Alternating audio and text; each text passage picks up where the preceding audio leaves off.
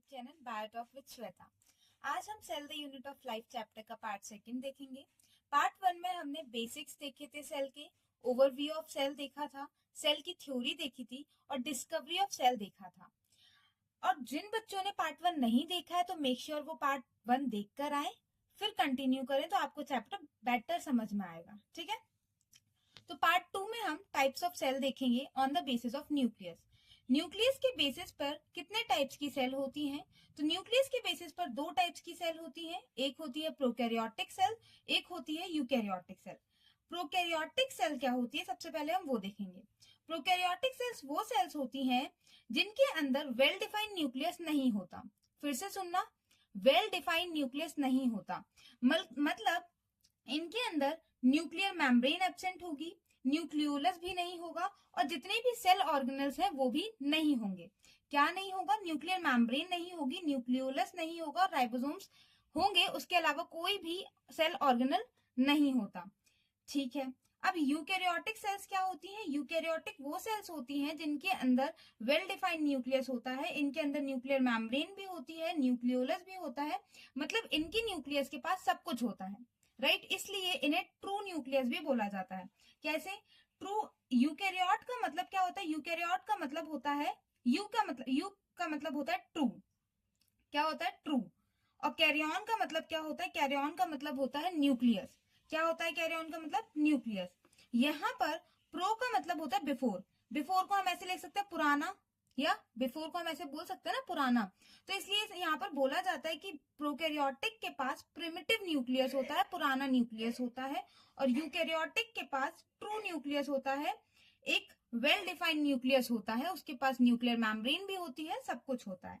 ठीक है, एक बेसिक डिफरेंस देख लेते हैं अभी कि प्रोकैरियोटिक के न्यूक्लियस को क्या बोलते हैं? प्रिमिटिव न्यूक्लियस बोलते हैं, और यूकैरियोटिक के न्यूक्लियस को ट्रू न्यूक्लियस बोलते हैं। ठीक है, न्यूक्लियर मेम्ब्रेन, यहाँ पर मैंने कहीं पर भी न्यूक्लियर मेम्ब्रेन नहीं बताई है, इसका जो भी न्यूक्लियस के अंदर वाला पोर्शन है वो मैंने साइटोप्लाज्म के अंदर बताया, राइट? इसके पास कोई भी ऐसी मेम्ब्रेन नहीं है जो इसको कवर कर रही है, नहीं है ना, राइट? तो इसके पास न्यूक्लियर मेम्ब्रेन एब्सेंट होगी।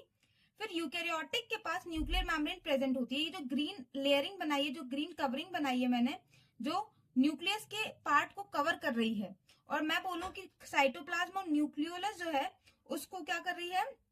अलग अलग डिवाइड कर रही है, मतलब ये वाली जो सेल लेयर है वो दोनों को अलग अलग कर रही है। तो ये न्यूक्लियर मेम्ब्रेन यूकैरियोटिक में प्रेजेंट होती है। ठीक है, न्यूक्लियोलस जो है वो इसमें कहीं भी न्यूक्लियोलस नहीं है, न्यूक्लियोलस इसमें एब्सेंट होता है, और यूकैरियोट्स में न्यूक्लियोलस प्रेजेंट होता है। अब जैसे हमारे जितने भी सेल ऑर्गेनल्स हो गए, endoplasmic reticulum, Golgi body, lysosomes, vacuoles, ये सारे के सारे प्रोकैरियोट्स में एब्सेंट होते हैं। कोई भी सेल ऑर्गेनल प्रोकैरियोट्स में प्रेजेंट नहीं होता है सिवाय एक के। सिवाय एक सेल ऑर्गेनल के कोई भी सेल ऑर्गेनल प्रोकैरियोट्स में प्रेजेंट नहीं होगा। ठीक है, कौन सा सेल ऑर्गेनल है जो प्रेजेंट होता है?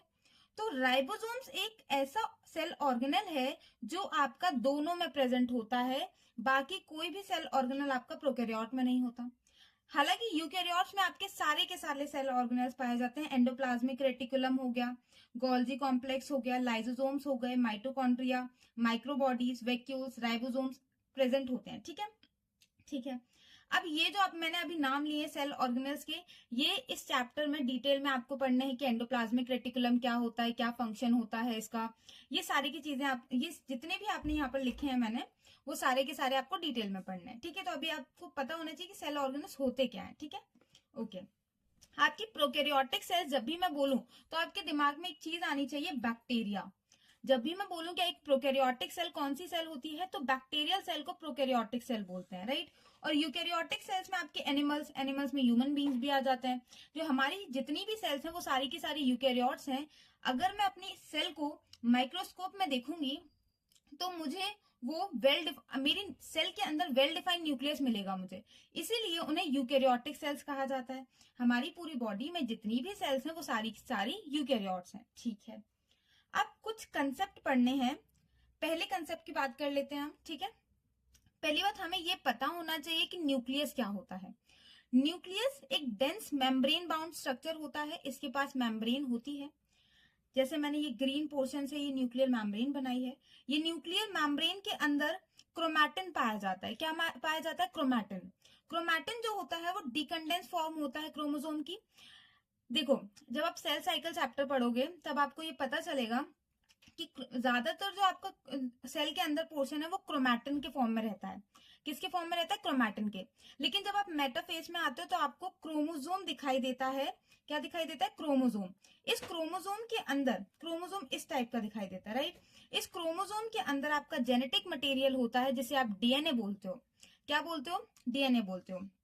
इस डीएनए का फुल फॉर्म क्या है? Deoxy ribo nucleic acid. क्या है? Deoxy ribo nucleic acid. एक बार फिर से देखेंगे, न्यूक्लियस जो होता है वो डेंस मेम्ब्रेन बाउंड स्ट्रक्चर होता है, ठीक है। इस न्यूक्लियस के अंदर आपको क्रोमैटिन जैसा कुछ दिखता है, थ्रेड लाइक कुछ दिखता है।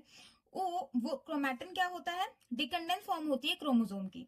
और क्रोमोसोम के अंदर आपका जेनेटिक मटेरियल पाया जाता है, वो जेनेटिक मटेरियल डीएनए होता है, और डीएनए का फुल फॉर्म होता है डीऑक्सी राइबो न्यूक्लिक एसिड, ठीक है।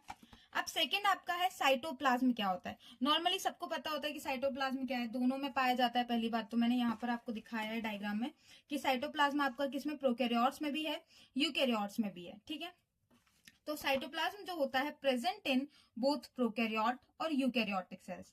सेमी फ्लूइड मैट्रिक्स होता है, यानी कि थोड़ा फ्लूइड। फ्लूइड का मतलब क्या होता है? फ्लूइड का मतलब होता है जो आपका लिक्विड भी हो और गैसेस भी उसमें प्रेजेंट हो, राइट। तो वो सेमी फ्लूइड होता है, सेमी फ्लूइड मैट्रिक्स होता है, ठीक है।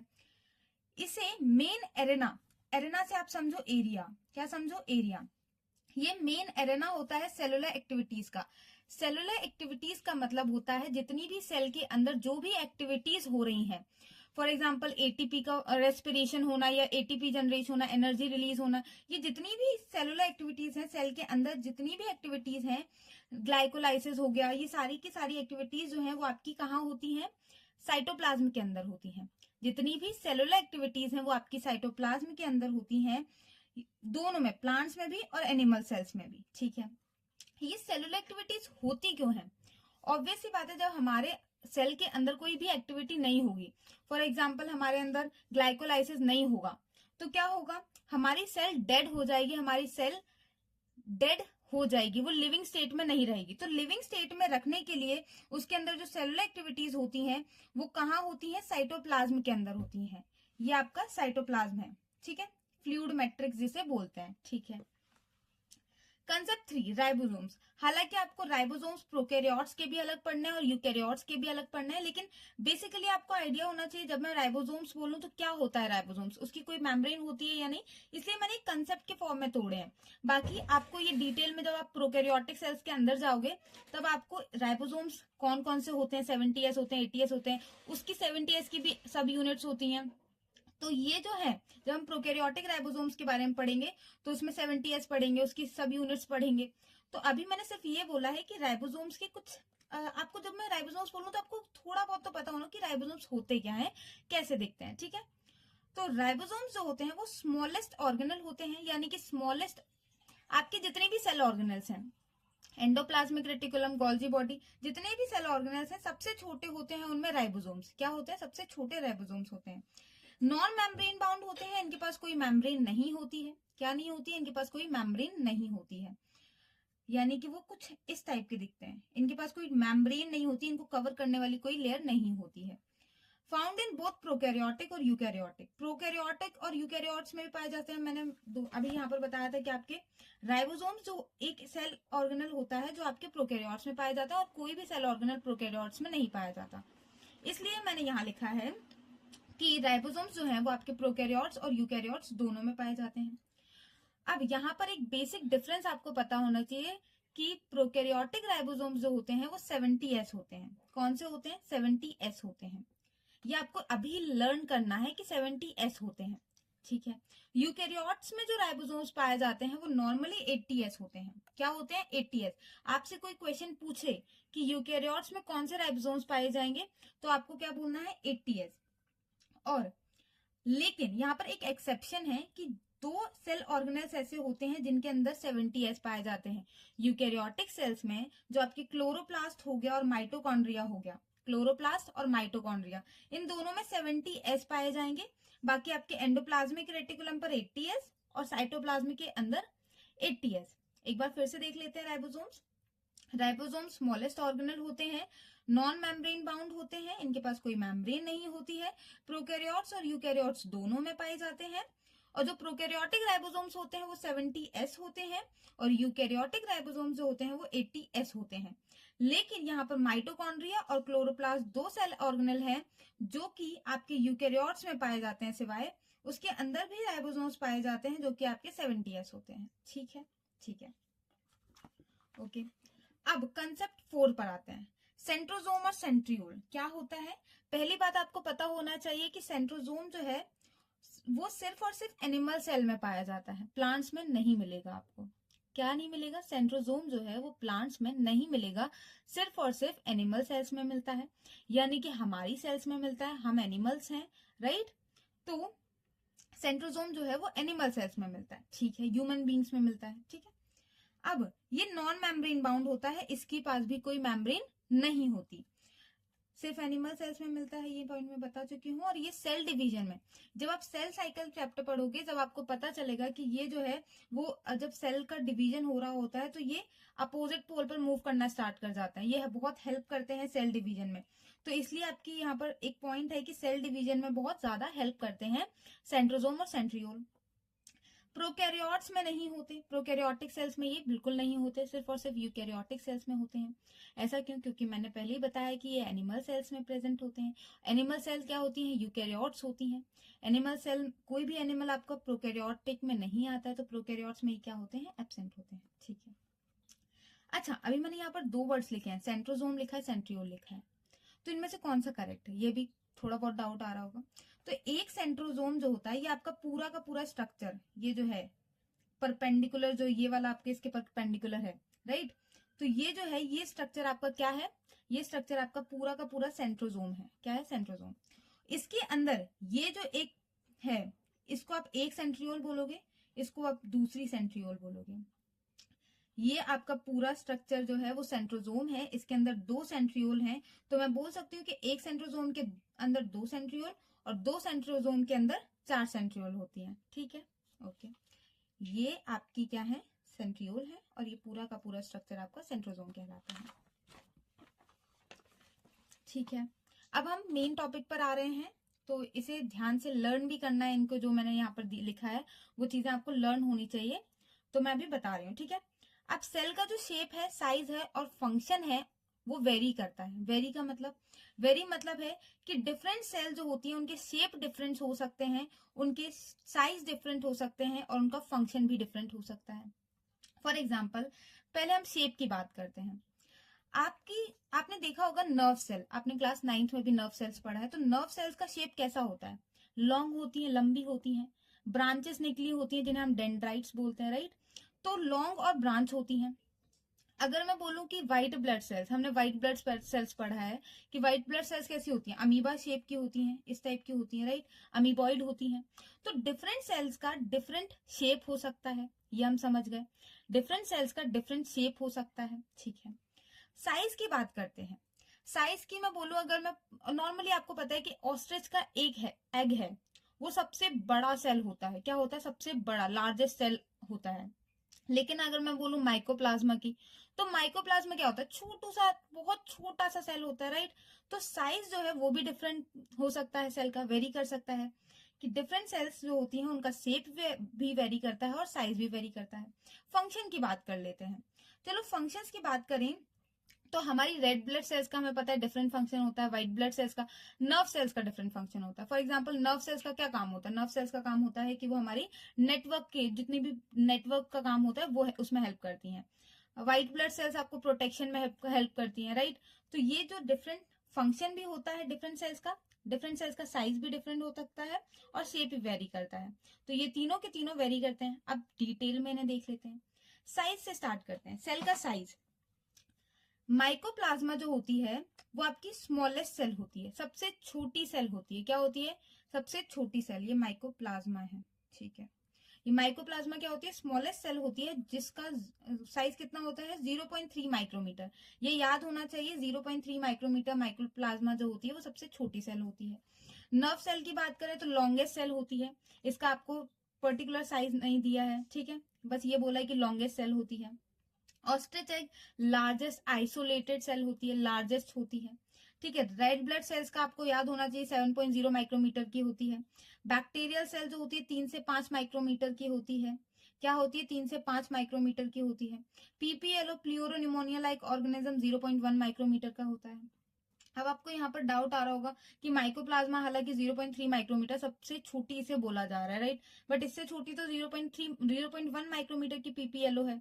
तो जो पीपीएलओ होता है वो आपका माइकोप्लाज्मा के अंदर ही आता है। अभी पीपीएलओ के बारे में डिटेल में डिस्कस करेंगे, लेकिन ये आपको पता होना चाहिए जो पीपीएलओ है वो माइकोप्लाज्मा के अंदर आता है, इसीलिए माइकोप्लाज्मा को ही स्मॉलेस्ट सेल बोला जाता है। वायरस की बात करते हैं। वायरस का साइज होता है 0.02 से 0.2 माइक्रोमीटर तक का, ठीक है। अच्छा, यहाँ पर टिपिकल बैक्टीरियल सेल जो होती है 1 से 2 माइक्रोमीटर की होती है। कितनी होती है? 1 से 2 माइक्रोमीटर की। यहाँ पर बैक्टीरियल सेल दो दिए हैं आपको, बुक में भी आपको दो दिए। एक डायग्राम में आपको टिपिकल बैक्टीरियल सेल दी है, और आपको जो बैक्टीरियल सेल है वो 3 से 5 माइक्रोमीटर की भी दी है और 102 माइक्रोमीटर की भी दी है। अगर आपको नॉर्मली एक क्वेश्चन आता है कि बैक्टीरियल सेल का साइज बताओ, तो आप क्या लिखोगे? 3 से 5 माइक्रोमीटर, ठीक है। लेकिन अगर आपको ऑब्जेक्टिव क्वेश्चन आता है, तो ऑब्जेक्टिव में पहली बात तो दोनों साथ में देंगे नहीं, कोई एक देंगे। अगर आपको ये ऑप्शन आता है तो आप इस पे टिक करोगे, और आपको ये ऑप्शन आता है तो आप इस पे टिक करोगे, तो दोनों आपको याद होने चाहिए, ठीक है। ठीक है, शेप की बात करते हैं, अब सेल के शेप की बात करते हैं। रेड ब्लड सेल्स जो होती है हमारी बॉडी में, उनका राउंड एंड बायकॉन्केव शेप होता है। क्या होता है? राउंड हो गई, और ये बायकॉन्केव शेप होती हैं। क्या होती है? बायकॉन्केव शेप होती हैं। व्हाइट ब्लड सेल्स का जो शेप होता है वो अमीबॉइड होता है। अमीबॉइड क्यों बोला जा रहा है? क्योंकि वो अमीबा शेप की होती है।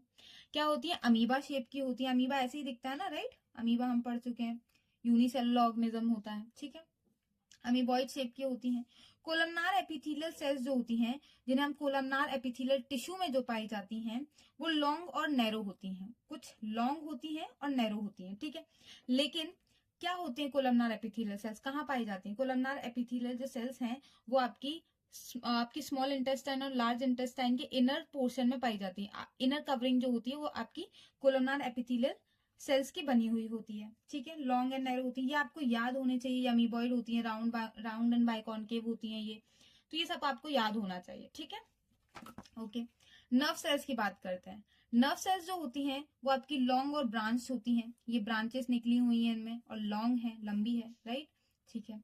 ट्रैकेट्स होते हैं। ट्रैकेट्स आपके जाइलम एक कॉम्प्लेक्स परमानेंट टिश्यू होता है, ये तो 9th में पढ़ाई है, ठीक है। तो जाइलम के अंदर जो ट्रैकेट्स होती हैं सेल्स, वो जो होती हैं वो एलोंगेटेड होती हैं, आपकी कुछ ऐसी दिखती हैं, राइट, एलोंगेटेड होती हैं। मीजोफिल सेल्स जो प्लांट्स की लीव्स में पाई जाती हैं, राउंड होती हैं और ओवल शेप होता है उनका, ओवल शेप होता है, राउंड होती हैं, ठीक है। ओके, ये सारे के सारे जो शेप हैं वो आपको याद होने चाहिए, और आपके जो साइज हैं वो भी आपको सारे के सारे याद होने चाहिए। ये ऑब्जेक्टिव क्वेश्चंस में बहुत ज्यादा पूछे जाते हैं, ठीक है। अभी ये जो होती हैं, they may be disc like, polygonal, columnar, cuboidal, thread like और इवन इरेगुलर। मैंने यहाँ पर कुछ शेप जो है वो आपको बता दिए हैं, लेकिन ये ऐसा नहीं है कि इन्हीं शेप्स की पाई जाएंगी। ये डिस्क शेप की भी हो सकती हैं, पॉलीगोनल भी हो सकती हैं, कोलमनार भी हो सकती है, कोलमनार की हम बात कर चुके हैं, क्यूबॉइड शेप की भी हो सकती है, पतली सी थ्रेड लाइक भी हो सकती हैं, और कुछ शेप उनका इरेगुलर भी हो सकता है, ठीक है। और जो शेप है सेल का, ये इंपॉर्टेंट पॉइंट है कि जो शेप है सेल का वो वेरी करता है with the function they perform. यानी कि सिंपली मैं बोलूं कि जो काम वो कर रही है उस पर थोड़ा बहुत तो उसका शेप जो है वो डिपेंडेंट होता है। फॉर एग्जाम्पल, हम सबसे पहले नर्व सेल्स का ही देख लेते हैं, ठीक है। नर्व सेल्स का क्या काम होता है? नेटवर्क कैसे करेंगी? लॉन्ग है, ब्रांचेस हैं, ब्रांचेस निकली हुई हैं, तो यहाँ से ब्रांचेस से एक से नेटवर्क का काम करेंगे, राइट। तो यहाँ से जब नेटवर्क पास होगा कोई भी चीज का, तो वो दूसरी उसमें जाएगा, तो लॉन्ग एंड ब्रांच होती हैं, ठीक है, ठीक है। तो इनका फंक्शन परफॉर्म, जो फंक्शन करेंगे उसके हिसाब से उनका शेप होता है, ठीक है। Okay, then that's all for today. If you have any doubt, then please ask in comment section, and please like and subscribe my channel. Thank you.